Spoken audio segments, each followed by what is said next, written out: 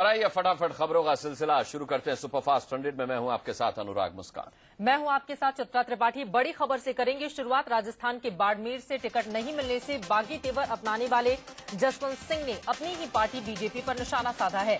जसवंत ने कहा है कि अब असली और नकली बीजेपी के बीच लड़ाई है। हमारे सामने चुनौती जो है वह असली बीजेपी और नकली बीजेपी के बीच है, और इस असली और नकली का जो अंतर है वह मैं निर्णय नहीं करूंगा, वह जनता ही निर्णय कर सकती है। आहत जसवंत सिंह ने बीजेपी आला कमान पर भी सवाल उठा दिए। उन्होंने यहां तक कह दिया कि बीजेपी का अतिक्रमण हो गया है और अब पार्टी के संविधान से उलट फैसले लिए जाते हैं। बीजेपी पर अतिक्रमण सा हो रहा है और इस अतिक्रमण को हटाने का एक ही तरीका है, और वह तरीका है कि हम फिर लोगों से जाकर ही पूछें कि इस अतिक्रमण को कैसे हटाया जाए। बाड़मेर से टिकट नहीं मिलने पर जसवंत सिंह इस कदर नाराज हैं कि उन्होंने निर्दलीय ही चुनाव लड़ने का ऐलान कर दिया है। वो बाड़मेर में समर्थकों से बात कर 24 मार्च को निर्दलीय पर्चा भरने वाले हैं। उधर जसवंत सिंह की नाराजगी पर बीजेपी अध्यक्ष राजनाथ सिंह ने कहा है कि एक टिकट से किसी का सम्मान तय नहीं होता। उन्होंने कहा कि जसवंत वरिष्ठ नेता हैं और पार्टी उनका कहीं और इस्तेमाल करेगी। मैं समझता हूं किसी की प्रतिष्ठा और किसी के सम्मान का मूल्यांकन केवल टिकट के आधार पर नहीं किया जाना चाहिए। इन सब सारी चीजों से श्री जसवंत सिंह जी पूरी तरह से परे हैं। हालांकि खबर यह भी है कि जसवंत सिंह को बता दिया गया है कि बाड़मेर से उम्मीदवार बदला नहीं जाएगा। सूत्रों से खबर है कि राजनाथ सिंह ने जसवंत से बात की और उन्हें बताया गया कि प्रत्याशी बदलने का सवाल ही नहीं उठता। दरअसल जसवंत ने बाड़मेर से टिकट की मांग की थी और नहीं मिलने पर निर्दलीय ही चुनाव लड़ने की वो धमकी दे चुके थे। और वहीं दूसरी तरफ वसुंधरा राजे के चलते जसवंत सिंह का टिकट कटा है। जसवंत बाड़मेर पर अड़े हुए थे, लेकिन राजस्थान के मुख्यमंत्री वसुंधरा राजे सिंधिया ने सोनाराम के नाम को आगे कर दिया।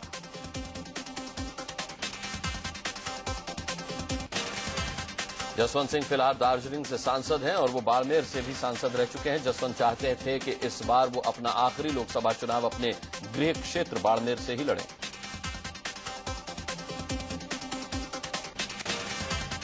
हालांकि जसवंत सिंह को मनाने के लिए बीजेपी चारा भी फेंक रही है। सूत्रों की माने तो जसवंत सिंह के विधायक बेटे मानवेंद्र सिंह को राजस्थान सरकार में मंत्री पद देने की बात कही गई है। जसवंत सिंह को बाड़मेर से टिकट नहीं देने से जैसलमेर के बीजेपी नेता कार्यकर्ता भी नाराज हैं। पार्टी दफ्तर में बैठक करके बीजेपी नेताओं ने जसवंत सिंह का समर्थन करने की बात कही। साथ ही कर्नल सोनाराम चौधरी को टिकट मिलने का विरोध भी किया। जसवंत सिंह को बाड़मेर से टिकट न दिए जाने पर उनके समर्थकों का गुस्सा फूट पड़ा। बाड़मेर में गुस्साए लोगों ने वसुंधरा राजे और नरेंद्र मोदी का पुतला फूंका। साथ ही मोदी के होर्डिंग पोस्टर भी फाड़ दिए। बीजेपी की वरिष्ठ नेता उमा भारती ने कहा है कि वो पार्टी के आदेश के मुताबिक झांसी से ही चुनाव लड़ेंगी। उमा ने इस बात से इनकार किया कि उन्होंने भोपाल से चुनाव लड़ने के लिए पार्टी अध्यक्ष राजनाथ सिंह को चिट्ठी लिखी थी। झांसी से लड़ना चाहती है, लड़ेंगी? नहीं, मेरे को पार्टी ने जो घोषणा कर दी उसको मैं क्यों पलटूंगी? मुझे समझ में नहीं आ रहा आप लोगों को क्या हो गया है और आप लोग क्यों इन चीजों को खोजते फिर रहे हैं पूरे समय। मैंने राजनाथ जी को कोई पत्र नहीं लिखा, मैं कह चुकी, लिखित में कह चुकी ये बात। दरअसल ये खबरें आई थी कि उमा भारती झांसी से चुनाव लड़ने की इच्छुक नहीं है और उन्होंने राजनाथ को चिट्ठी लिखकर भोपाल से चुनाव लड़ने की इच्छा जाहिर की थी। हालांकि उनका कहना है कि ये सारी बातें बेबुनियाद हैं। नरेंद्र मोदी अभी पीएम बने भी नहीं है कि डिप्टी पीएम के लिए भी वकालत शुरू हो गई है। पंजाब के मुख्यमंत्री और शिरोमणि अकाली दल के प्रमुख प्रकाश सिंह बादल ने बीजेपी के वरिष्ठ नेता अरुण जेटली को भावी उप प्रधानमंत्री बता दिया। अरुण जेटली के प्रचार के दौरान प्रकाश सिंह बादल ने कहा था कि जेटली डिप्टी पीएम बनेंगे और देश का खजाना संभालेंगे, यानी कि वित्त मंत्री बनेंगे। ਮੈਨੂੰ ਤਾਂ ਲੱਗਦਾ ਕਿ ਡਿਪਟੀ ਪ੍ਰਾਈਮ ਮਿਨਿਸਟਰ ਹੀ ਹੋਣਗੇ ਤੇ ਖਜ਼ਾਨਾ ਵੀ ਇਹਨਾਂ ਕੋਲ ਹੋਊਗਾ। ਜੇ ਖਜ਼ਾਨੇ ਦਾ ਮਾਲਕ ਹੀ ਆਪਣੇ ਕੋਲ ਆ ਗਿਆ, ਇੱਥੇ ਪੰਜਾਬ ਤੁਹਾਡੀ ਸਰਕਾਰ ਤੇ ਮੂੰਹ ਮੰਗਿਆ ਕੱਲਾ ਅਰੁਣ ਜੇਟਲੀ ਜੀ ਨਹੀਂ, ਮੈਂ ਮਾਨ ਨਾਲ ਕਹਿਣਾ। हालांकि जेटली ने बादल के बयान पर कहा कि चुनाव प्रचार के दौरान ऐसी बातें कह दी जाती हैं। उन्होंने ये भी कहा कि वो किसी पद के दावेदार नहीं हैं। Storm in a teacup. Everybody knows that these are comments made in the course of a campaign. And as I have said, I've never been looking for positions. Jaitley को डिप्टी पीएम बताने वाले बादल के बयान पर कांग्रेस ने चुटकी ली है। कांग्रेस नेता सत्यव्रत चतुर्वेदी ने कहा कि सपने देखने का हक सबको है।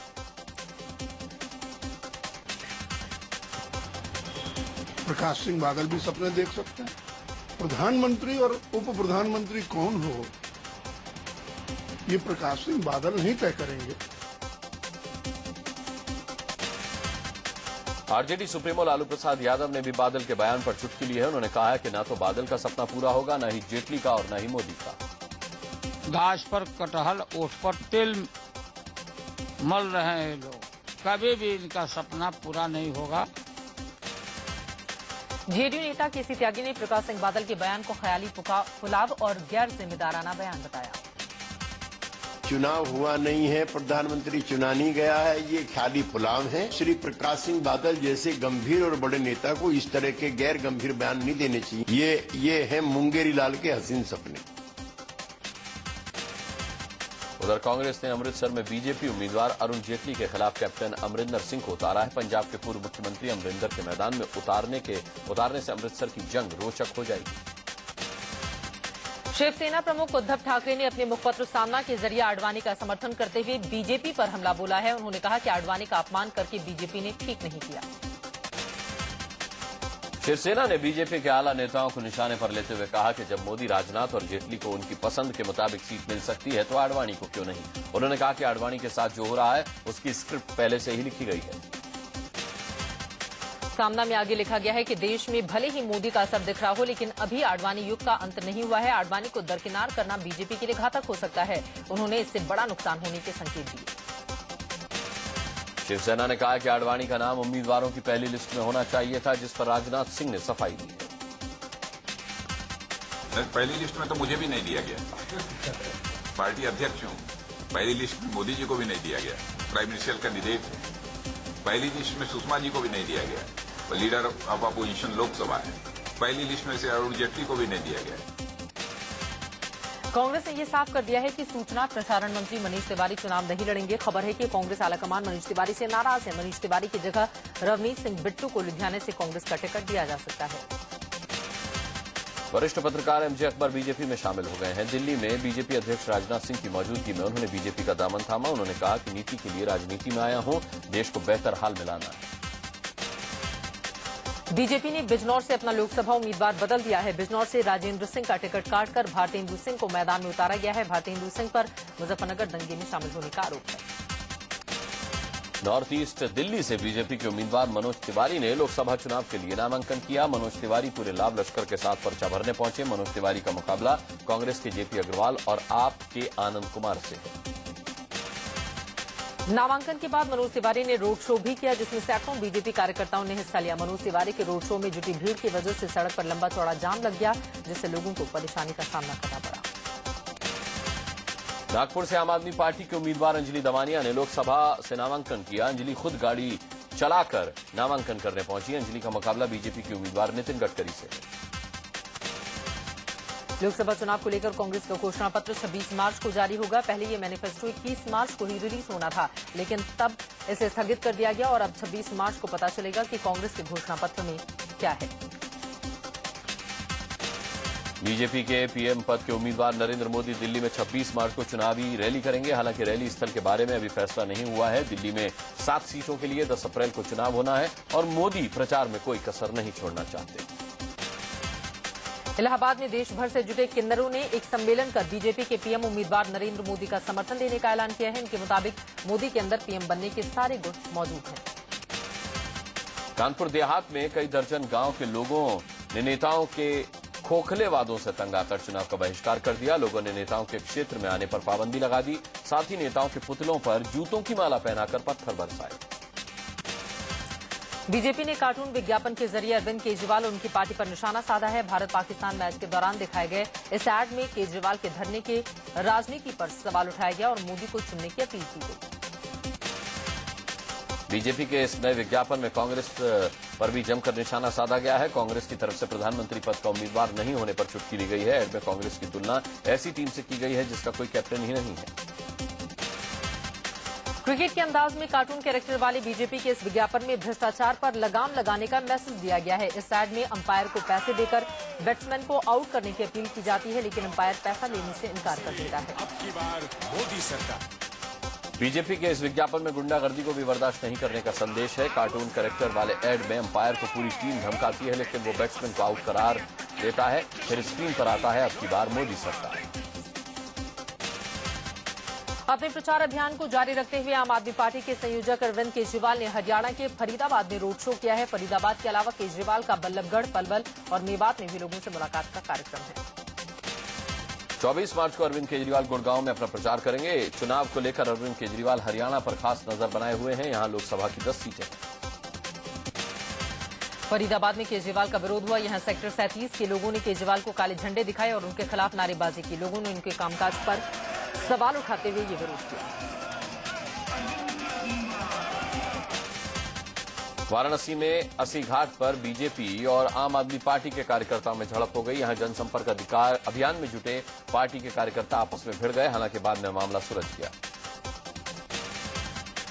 मध्य प्रदेश के मंडला में कांग्रेस उपाध्यक्ष राहुल गांधी ने आदिवासी महिला मजदूरों से मुलाकात की। राहुल गांधी ने तेंदुपत्ता चुनने वाली इन महिलाओं की समस्याएं सुनी और उनके सामने अपनी बातें रखी। केंद्रीय कानून मंत्री और वरिष्ठ कांग्रेस नेता कपिल सिब्बल ने सुप्रीम कोर्ट पर सवाल उठाए। उन्होंने पूछा कि घोटाले की मॉनिटर करने वाला सुप्रीम कोर्ट आखिर गुजरात दंगा केस में मॉनिटर क्यों नहीं कर सकता। सुप्रीम कोर्ट जो करप्शन में मामले में इन्वेस्टिगेशन मॉनिटर कर सकती है, वही सुप्रीम कोर्ट दंगों के मामले में मॉनिटर नहीं करती। कपिल सिब्बल ने नरेंद्र मोदी पर जमकर निशाना साधा और कहा कि उन्हें लोकतंत्र में विश्वास नहीं है, तभी वो पत्रकारों के सामने नहीं आते और सवालों के जवाब देने से बचते हैं। सिब्बल ने देश में मोदी की लहर होने के दावे पर भी सवाल उठाए। उन्होंने कहा कि अगर मोदी की हवा है तो फिर बिहार में रामविलास पासवान से गठबंधन करने की जरूरत क्यों पड़ गई। कांग्रेस ने एक बार फिर से नरेंद्र मोदी को मौत का सौदागर कहा है। कांग्रेस प्रवक्ता शक्ति सिंह गोहिल ने कहा कि मोदी ने लोगों को मरवाने का काम किया, इसीलिए उन्हें मौत का सौदागर नहीं तो और क्या कहा जाए। राम के सेवकों को जलाया या जलने दिया, फिर रहीम के बंदों को मरवाया, उसको मौत का सौदागर नहीं तो आप क्या कह सकते हो। विदेश मंत्री सलमान खुर्शीद ने संघ को लेकर विवादास्पद बयान दिया। उन्होंने कहा कि जब महात्मा गांधी की हत्या हुई थी तो आरएसएस के लोगों ने जश्न मनाया था। ये भी वास्तविकता है कि आरएसएस के लोगों ने मिठाई बांटी और जश्न मनाया जब महात्मा गांधी का जन्म हुआ था। अहमदाबाद में तमिल फिल्म स्टार पवन कल्याण ने बीजेपी के पीएम कैंडिडेट नरेंद्र मोदी से मुलाकात की। पवन साउथ के फिल्म स्टार चिरंजीवी के भाई हैं। कयास लगाए जा रहे हैं कि पवन बीजेपी में शामिल हो सकते हैं। 1 करोड़ में चुनाव लड़वाने की बात करने वक्त के मामले में बीजेपी नेता और भोपाल के सांसद घिर गए हैं। चुनाव आयोग ने मामले में संज्ञान लेते हुए भोपाल के कलेक्टर से रिपोर्ट मांगी है। कांग्रेस और आम आदमी पार्टी ने इस बाबत आयोग में शिकायत की थी। दरअसल कैलाश जोशी का एक वीडियो सामने आया था जिसमें वो फोन पर किसी व्यक्ति से 1 करोड़ रुपए के बदले चुनाव लड़वाने की बात करते दिख रहे थे। कांग्रेस ने ही ये वीडियो जारी किया था, हालांकि कैलाश जोशी ने इससे किनारा कर दिया था। 1 अप्रैल से गैस के दाम बढ़ेंगे या नहीं, इस पर फैसला चुनाव आयोग लेगा। अरविंद केजरीवाल की चिट्ठी पर चुनाव आयोग ने संज्ञान लिया है। केजरीवाल ने मांग की थी कि मुकेश अंबानी की रिलायंस कंपनी को 1 अप्रैल से गैस के बढ़े दाम नहीं मिलने चाहिए। केजरीवाल ने चुनाव आयोग को चिट्ठी में लिखा था कि केंद्र सरकार ने रिलायंस कंपनी को 1 अप्रैल से गैस के दाम $4 प्रति यूनिट से बढ़ाकर $8 देने का फैसला किया है। केजरीवाल ने आचार संहिता का हवाला देकर इस पर रोक लगाने की मांग की। इधर केजरीवाल ने ट्वीट करके चुनाव आयोग का आभार जताया है। उन्होंने लिखा है कि उम्मीद है कि आयोग यूपीए सरकार को गैस के दाम $4 से $8 करने नहीं देगा। उन्होंने ये भी लिखा है कि यूपीए कीमत $8 करना चाहता है, जबकि मोदी $16 और आप $4।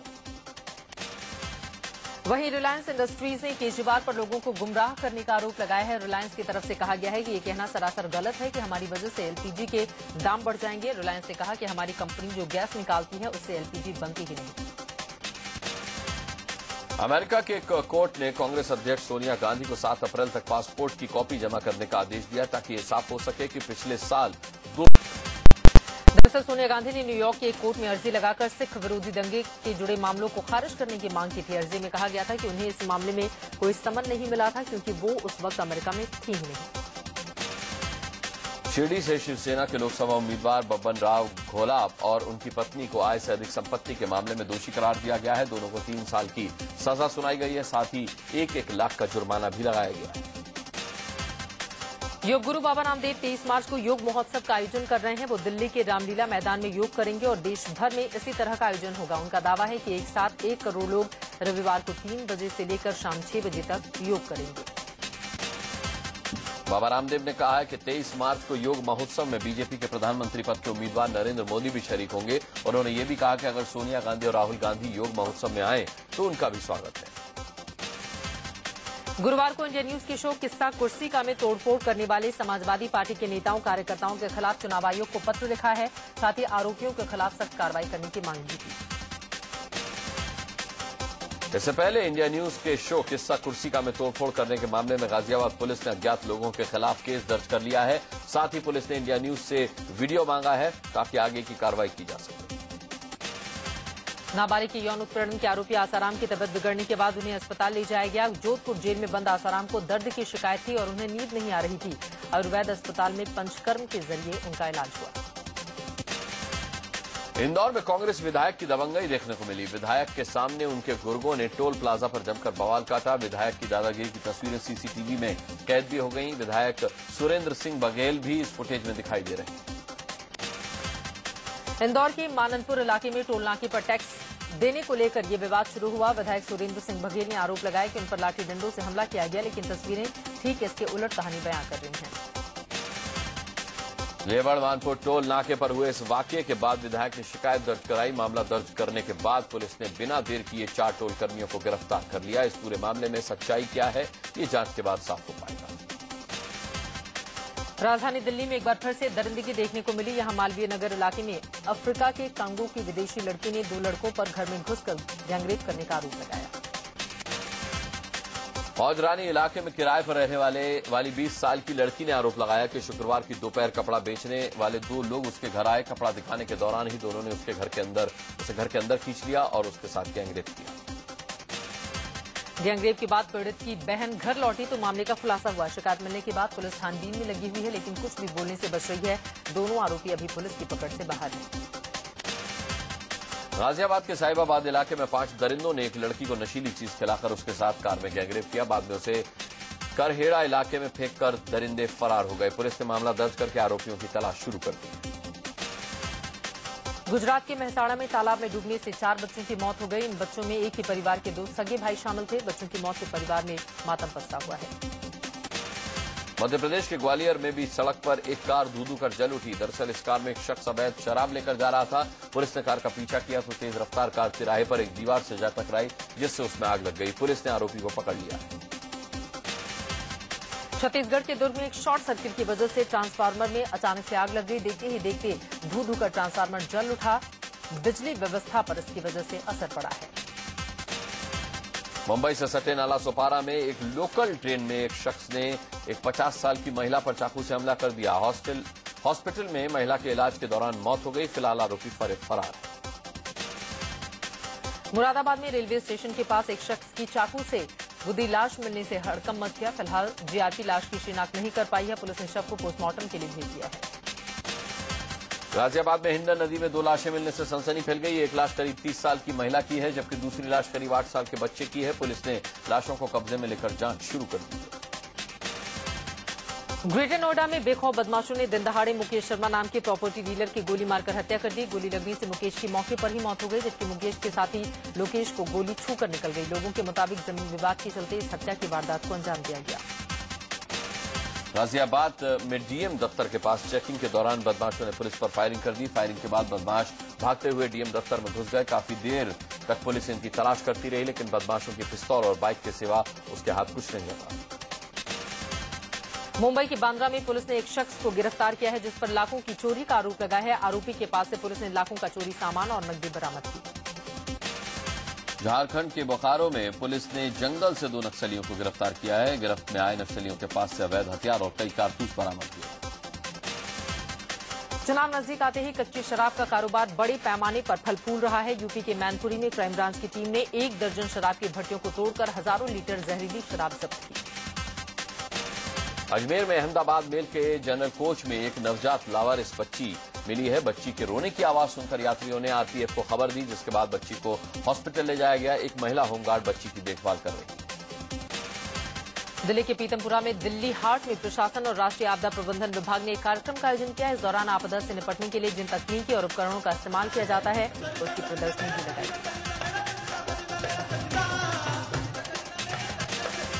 T20 वर्ल्ड कप में भारत ने पाकिस्तान पर धमाकेदार जीत दर्ज की है। बांग्लादेश के मीरपुर में कल हुए मैच में टीम इंडिया ने पाकिस्तान को 7 विकेट से पटखनी दे दी। जीत के लिए मिले 131 रन के लक्ष्य को भारत ने 9 गेंद बाकी रहते ही हासिल कर लिया। पाकिस्तान के खिलाफ भारत की जीत के बाद देश भर में जश्न का माहौल छा गया। कल रात जैसे ही भारत ने जीत दर्ज की, लोग सड़कों पर उतर आए, खूब पटाखे फोड़े और मिठाइयां बांटी। भारत की जीत में विराट कोहली ने अहम रोल निभाया। उन्होंने नाबाद 36 रनों की पारी खेली। अपनी 32 गेंदों की पारी में विराट ने 4 चौके और 1 छक्का भी लगाया। भारत की तरफ से उन्हें इस मैच में सबसे ज्यादा रन बनाए। पाकिस्तान पर जीत में सुरेश रैना का जबरदस्त योगदान था। उन्होंने 28 गेंदों में 35 रन बनाए। 131 रनों के लक्ष्य का पीछा करने उतरी भारत की सलामी जोड़ी ने शानदार आगाज किया। पाकिस्तान पर जीत वर्ल्ड T20 मैचों में भारत की चौथी जीत है। इससे पहले के 3 मैचों में भी पाकिस्तान को पटखनी मिल चुकी है। 4 ओवर में 22 रन देकर 2 विकेट हासिल करने वाले अमित मिश्रा को मैन ऑफ द मैच चुना गया। अमित मिश्रा ने जहां पाकिस्तान के 2 महत्वपूर्ण विकेट झटके, वहीं भुवनेश्वर कुमार, मोहम्मद शमी और रविंद्र जडेजा को 1-1 विकेट मिले। इससे पहले टॉस जीतकर भारत ने पाकिस्तान को बैटिंग के लिए बुलाया। पाकिस्तान की ओर से सबसे ज्यादा रन उमर अकमल ने बनाए। T20 वर्ल्ड कप में भारत का अगला मुकाबला पिछली बार की वर्ल्ड चैंपियन वेस्टइंडीज से होगा। भारत और वेस्टइंडीज के बीच ये मुकाबला कल शाम 7 बजे से शुरू होगा। मलेशियाई विमान का मलबा अभी तक नहीं मिल सका है। 3 महीने का पैरोल खत्म होने के बाद संजय दत्त पुणे की यरवदा जेल से वापस लौट गए हैं। आगरा में सिंगर मीगा के गानों पर लोग देर रात तक झूमते रहे। भारतीय राजनीति पर व्यंग करती फिल्म देख तमाशा देख का पहला ट्रेलर जारी कर दिया गया है।